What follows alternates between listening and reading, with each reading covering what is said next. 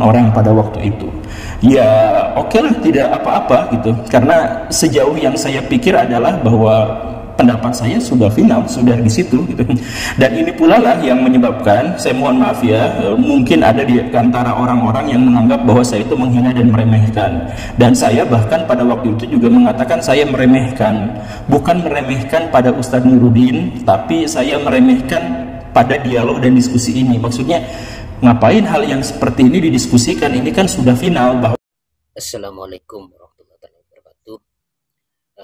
Kemarin terjadi perdebatan sengit antara Guru Gembul dengan Ustadz Muhammad Nurudin, di mana dalam perdebatan itu membahas tentang ilmiah ketauhidan, masalah tauhid seperti itu. Nah, dalam forum tersebut ternyata Guru Gembul itu kalah dalam hal segala aspek. Nah, kemarin juga Guru Gembul menyatakan bahwa beliau kalah dalam perdebatan tersebut.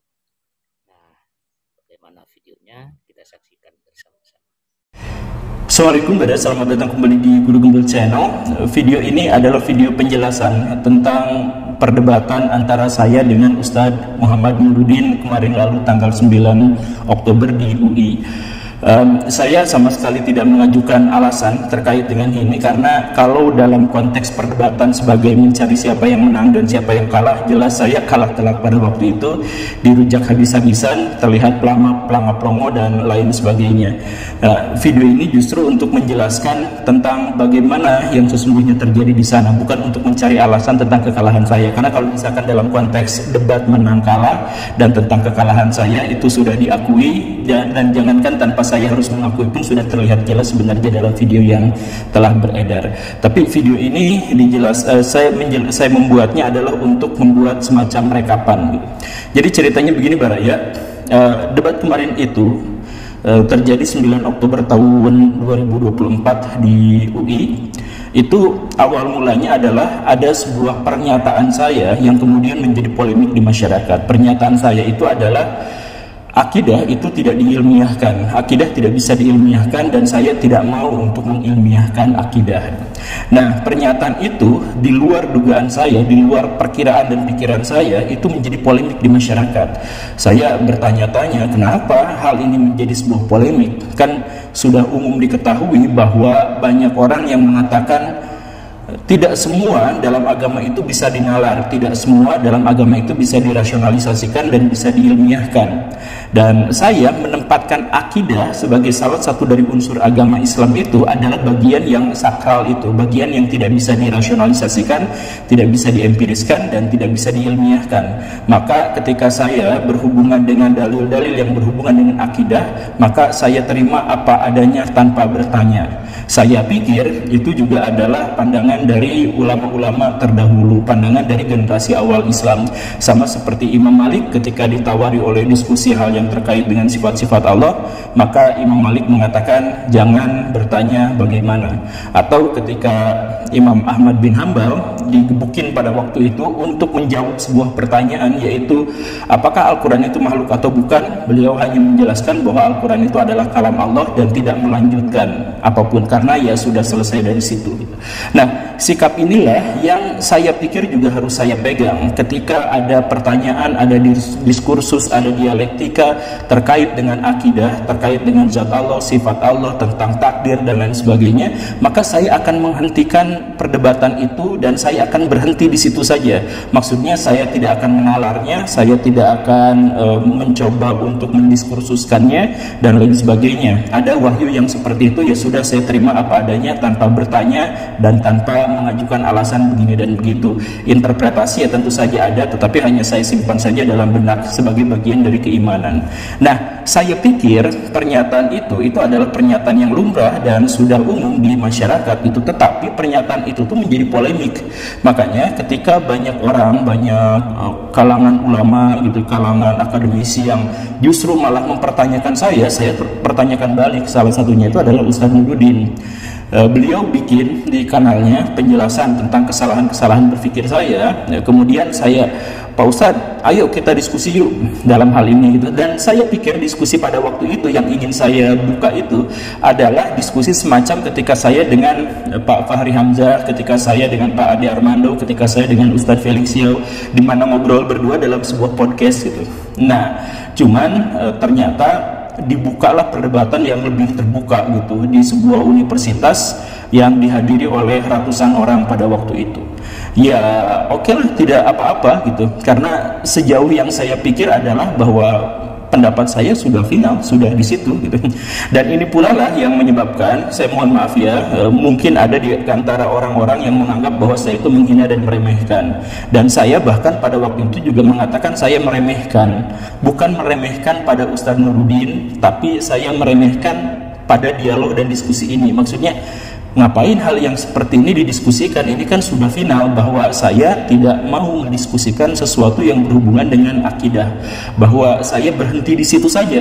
Bahkan saya sering, dalam tanda kutip, mohon maaf ya, meremehkan orang-orang yang debat agama gitu. Ya karena apa? Ya karena kalau masalah akidah kemudian dibenturkan dengan akidah yang lain, ya nggak nyambung gitu, karena kriteria dan sebagainya ya sudah sangat berbeda, dan itu sepenuhnya terkait dengan iman gitu. Kalaupun saya misalkan berbicara terkait dengan masalah agama, maka masalah agama yang dimaksud itu biasanya adalah kritik sosial, masalah-masalah yang antropologis, kemudian sesuatu yang berhubungan dengan sejarah, perilaku manusia, dan lain sebagainya. Masalah akidah saya menghindari perdebatan dan diskusi di situ. Begitu. Makanya banyak juga misalkan orang-orang yang menantang debat, misalkan yang orang Kristen, tapi masalahnya adalah akidah. Ya enggak, kalau misalkan hal-hal yang selain itu ya bisa aja kita diskusikan. Tapi kalau misalkan masalah akidah, masalah zat Allah, masalah perilaku Allah, sifat-sifat Allah dan sebagainya, saya menghentikan di situ saja. Nah, karena saya sudah berpikiran seperti itu, ketika saya datang ke sana itu, ini kesalahan terbesar saya. Jadi sekali lagi saya tidak akan cari alasan gitu. Saya tidak bawa referensi, saya tidak bawa penegas, saya bahkan tidak bawa pengetahuan yang memadai terkait dengan hal itu. Saya datang ya sebagai orang yang sudah sejak awal menghidupkan doktrin dalam pikiran saya. Ya sudah, nggak usah diperdebatkan, titik sampai di situ saja.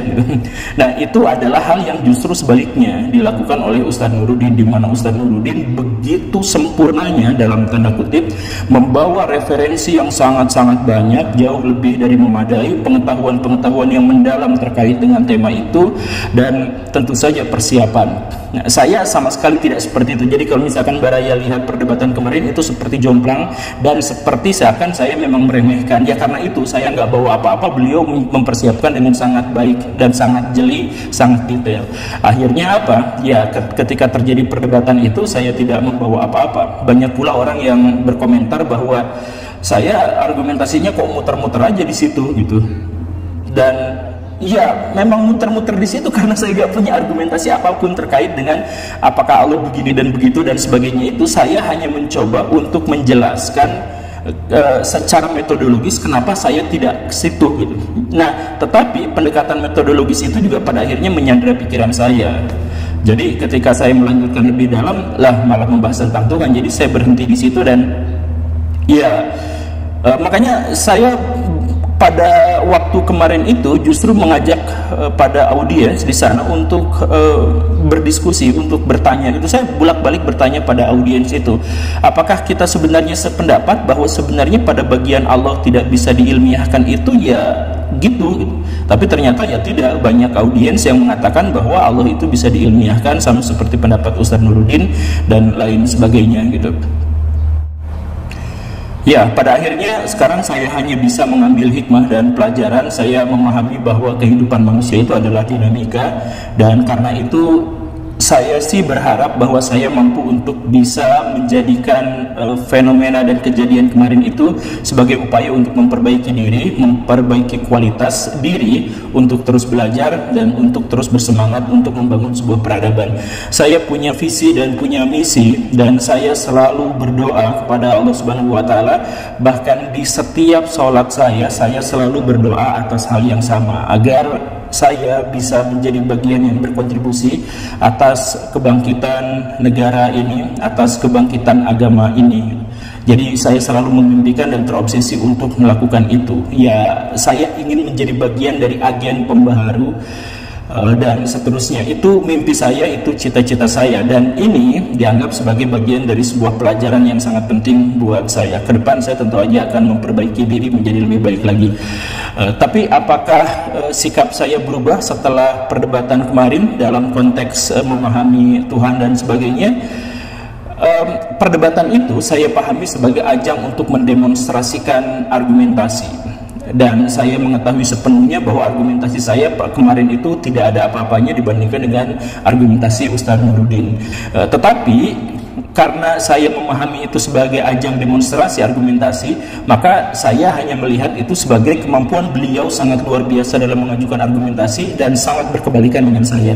Tetapi dalam konteks tentang keimanan saya tetap berpegang bahwa urusan Allah, urusan takdir, urusan akidah dan semacam itu saya tidak akan mendekatinya secara ilmiah, tidak akan mendekatinya secara rasional, tidak akan mendekatinya secara empiris. Saya akan mencukupkannya hanya kepada wahyu saja, bahwa wahyu itu juga harus dirasionalisasikan, harus ditafsirkan, dan harus ada pembuktian-pembuktian empiris, itu memang harus gitu. Tetapi sesuatu yang ingin saya menekankan di situ itu adalah bahwa keimanan saya itu dalam konteks itu berbasis wahyu. Barayu tentu saja mengetahui bahwa saya mencoba untuk merasionalisasikan segala sesuatu, tapi itu hanya pada hal-hal yang bisa dibuktikan. Saya misalkan bisa mencoba untuk merasionalisasikan fenomena politik di Indonesia, masalah-masalah hukum di Indonesia, kemudian masalah-masalah sains di Indonesia dan sebagainya. Iya, saya mencoba untuk itu, tetapi itu adalah sesuatu yang terindra. Karena saya tidak memiliki metodologi yang bisa saya buktikan pasti untuk bisa mendekati Tuhan, maka saya hanya berpegang teguh pada wahyu saja, dan saya mencukupkannya di situ saja, titik di situ saja. Ya, itu adalah bagian yang sampai sejauh ini belum berubah gitu. Oke, barangkali itu saja. Terima kasih karena sudah menyimak. Sekali lagi, ini bukan sebuah alasan, tapi ini adalah untuk memberikan penjelasan tentang apa yang terjadi kemarin itu, baik secara konten maupun kronologi peristiwanya. Terima kasih karena sudah menyimak. Saya Guru Bungkul. Assalamualaikum warahmatullahi wabarakatuh.